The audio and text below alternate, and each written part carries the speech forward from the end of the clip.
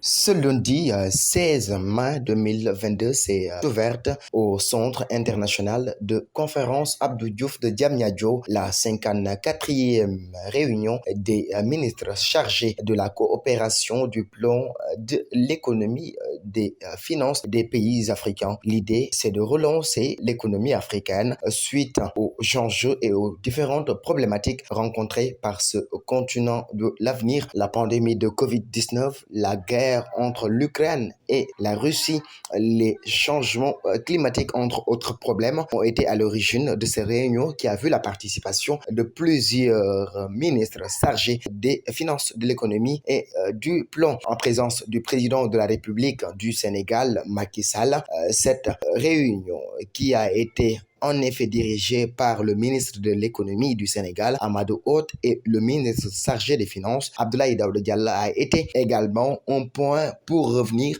sur l'importance de débattre sur les enjeux de la relance économique du continent africain. En tant que président de l'Union africaine en exercice, Macky Sall est revenu également sur le besoin de former l'Union pour mieux faire face aux différentes problématiques du continent africain, mais également par rapport aux institutions financières mondiales. Une discussion devrait être entamée pour au moins anéantir les dettes, mais également faire face aux différentes difficultés du continent africain. Revenons sur également l'impératif de se pencher sur une nouvelle politique financière. Le président Macky Sall a exhorté les ministres chargés de la coopération, des finances, du plan et de l'économie à mieux continuer à discuter avec les institutions internationales, avec les partenaires internationaux, afin de mieux permettre au continent africain de s'adosser sur une économie sur laquelle elle va beaucoup donner de l'importance. Nous voulons innover, surtout en période d'urgence, en période de pandémie, en période de crise. Il nous faut donc sortir des schémas classiques en faisant appel à des instruments n'impactant pas la dette et le déficit budgétaire. Mais nous n'avons que ces deux paramètres d'appréciation. Et les règles sont rigides. Vous n'avez pas respecté les critères, vous êtes over ceci, vous êtes over cela. Et nous avons des banques centrales très rigoureuses. Je regarde le gouverneur de la BCEAO. Très rigoureuses, c'est bien pour la monnaie, mais et pour l'économie, et pour les peuples. Et quand les gens vont être dans la rue, et ça a commencé, pour exiger la baisse, parce que tout ça va être imputé aux politiques que nous sommes. On est responsable de tout, de l'inflation, de l'augmentation des prix des denrées, de ceci et de cela. Il nous faut des solutions qui sortent vraiment des chantiers battus et des règles qui gouvernent jusque-là, disons les règles de gouvernance mondiale.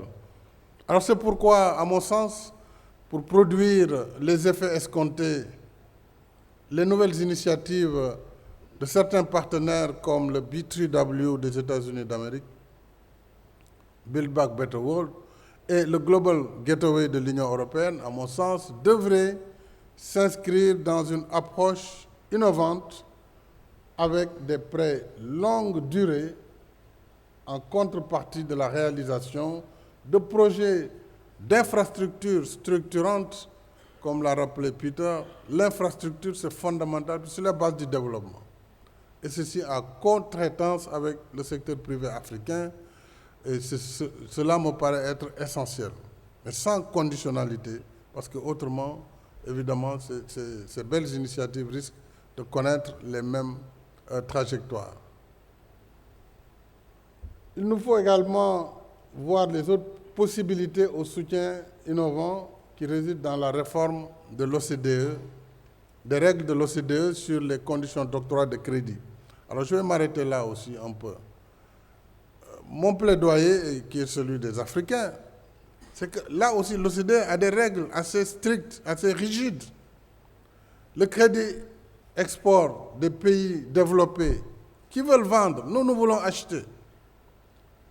Nous avons besoin d'acheter, de construire. Donc, ensemble, entre le vendeur et l'acheteur, le dialogue devrait être facile. Mais les règles, d'abord, il faut 15% d'acompte. Et là aussi, la notation des pays, du fait d'un risque surélevé Et ce risque lui-même découle de ces notations sur lesquelles je vais revenir aussi, qui posent problème par rapport à la perception du risque, qui est très élevée par rapport au risque réel. Et tout cela entraîne un surenrichissement, un renchérissement des crédits, ce qui nous rend moins compétitifs. Donc au fond, le sous-développement, on peut l'expliquer très facilement. En réalité, il y a un corset qu'on nous a mis, une camisole de force. Si on ne change pas les règles, ça ne peut pas marcher, on ne peut pas se développer. Qu'on soit petit ou grand, on a la même camisole, même taille. Donc si c'est un L, toi tu es XL comme moi, mais tu ne peux pas rentrer là-dedans, ce n'est pas possible. Quelle que soit ta volonté et tes efforts, c'est impossible. Ce sont les mêmes règles qui ont été fixées depuis Bretton Woods. Nous n'étions pas là, nous n'étions pas indépendants, nous étions sous d'autres drapeaux. Donc nos préoccupations ne sont pas réellement prises en compte par ces institutions. Ça, c'est la vérité. Maintenant, on a le courage, on le dit, on n'a pas le courage, on se tait, mais c'est clair que ça ne marche pas. Ça ne marche pas. Et ça ne peut pas marcher. Parce que nos réalités ne sont pas prises en compte, ni par les agences de notation, ni par ceux qui décident. Alors, l'OCDE, je le dis au moins, quand on vous dit on va acheter, mais c'est dans votre intérêt de faciliter les conditions du crédit. Moi, vous allez exporter, vous allez vendre. Nous, on va importer et acheter, et ensemble, on construit le développement. Je suis invité par l'OCDE, je serai à Paris au mois de juin, pour effectivement porter cette voie, changer avec les pays partenaires ces règles sur la durée des crédits, sur les conditions du crédit, sur les garanties qui sont exigées. Donc, avec la pérennisation de la réduction temporaire de 15% qui sont exigés aux pays qui ont des problèmes de recettes et qui ont du mal à donner ces 15%, alors qu'on aurait pu se contenter au moins pour les achats publics de 5%, de façon à ce qu'on puisse agir immédiatement et qu'on ait des durées sur 20 ans quand même. Qu'est-ce que ça peut faire? Vous ne pouvez pas construire un chemin de fer, on vous dit vous le remboursez sur 10 ans, ça n'a pas de sens. Vous faites une centrale hydroélectrique, on vous prête sur 12 ans, ce n'est pas possible. Donc voilà la réalité. Il nous faut discuter et il faut que les assureurs acceptent, lorsque nous prenons 5% d'acompte, d'avance de démarrage, disons, qu'on puisse vraiment débloquer les crédits afin que nos pays puissent s'orienter vers la construction de leur développement. Je pense que cette décision temporelle pourrait être admise et il convient au moins de prolonger de quelques années supplémentaires comme mesure d'accompagnement les besoins que l'Afrique pose. L'Afrique ne parle pas d'aide comme vous le constatez. On parle de partenariat. En réalité, l'aide ne permet de régler aucun problème. Mais au moins qu'on discute sur les conditions d'accès au crédit et d'accès au marché financier dans des conditions que les pays développés utilisent. Alors, c'est pourquoi nous avons plaidé pour l'allongement des maturités des prêts de l'OCDE pour une meilleure adéquation avec la durée d'exploitation des infrastructures financées par ces crédits import-export. Ça, c'est une forte demande de l'Afrique. Et il nous faut en même temps insister sur la nécessité de corriger les critères d'évaluation du risque d'investissement en Afrique pour une notation plus juste et donc des primes d'assurance moins élevées. C'est une exigence d'équité pour nos pays. Et je signale à ce titre que le rapport 2022 sur le financement du développement durable a pointé du doigt les limites des méthodes d'évaluation des agences de notation. Ce n'est pas moi qui le dis, c'est le rapport d'évaluation qui a été fait. Et l'étude établit clairement un parallèle entre la sévérité des agences vis-à-vis des pays du Sud et leur relative mansuétude à l'égard des nations riches. Le rapport, et je le cite, les pays développés qui ont connu une augmentation de leur dette et un ralentissement économique beaucoup plus important, ont largement échappé aux dégradations. Ils ont largement échappé aux dégradations, ce qui renforce bien sûr leur accès à un financement de marché abondant et abordable. Le rapport insiste, et là aussi je cite, l'importance de méthodologies transparentes afin de ne pas miner la confiance dans les notations. Cela remet également en cause la défiance des agences vis-à-vis de l'initiative de suspension du service de la dette, la fameuse initiative. Dès qu'un pays dit « je veux aller vers cette initiative », vous êtes feu rouge. On vous lorgne, on commence à vous dégrader.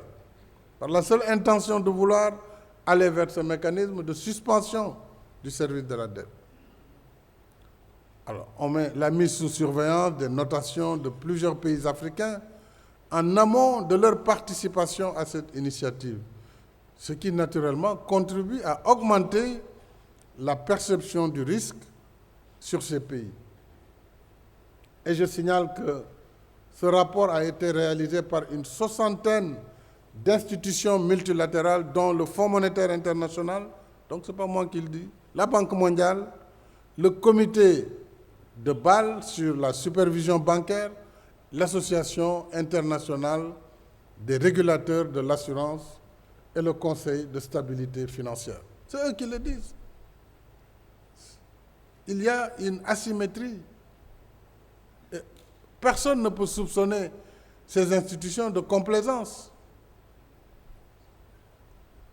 Un autre enjeu de financement réside également dans la justice fiscale, notamment dans le secteur extractif, secteur minier, secteur pétrolier et gazier, en mettant fin aux congés fiscaux indus, holiday tax. Comme partout ailleurs, l'exigence du paiement de l'impôt là où la richesse se crée doit être plus effective en Afrique. Et si on nous paye les taxes dues, évidemment, on n'a même pas besoin d'aide publique au développement. Et c'est un enjeu de plusieurs milliards par an. Et une opportunité de croissance et de prospérité pour nos pays. Je n'oublie pas la question essentielle de la simplification des formalités et procédures, là aussi liées aux conditions de financement des projets. Les procédures et formalités ne doivent pas être des barrières pour l'accès au financement. Au-delà même du souci que nous devons tous partager de respecter les règles de transparence et de bonne gouvernance. Au demeurant, il n'y a pas de contradiction entre la diligence et l'exigence de transparence.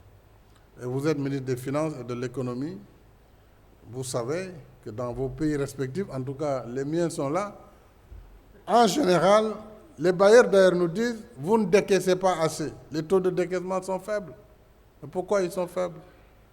Non seulement il y a les procédures avec les codes des marchés qui nous ont été suggérés très gentiment et sur lesquels, évidemment, on doit veiller dans le respect absolu, mais c'est en fait les taux de décaissement sont faibles parce qu'il y a le déficit tout le temps. Les ministres des Finances, ils ont un cadran, ils sont obligés. Donc, qu'est-ce qui se passe? Ils bloquent l'utilisation par plusieurs mécanismes. Parfois, c'est une erreur au début, on reprend la procédure. Donc, le temps que... parfois, il faut renégocier avec le fonds le déficit parce qu'il y a la mission qui va arriver dans 3 mois, etc. Mais pendant ce temps, évidemment, à la fin de l'année, on se retrouve pour les meilleurs à des taux de 20%, 21%, et on est heureux quand on a ce taux. Voilà le problème.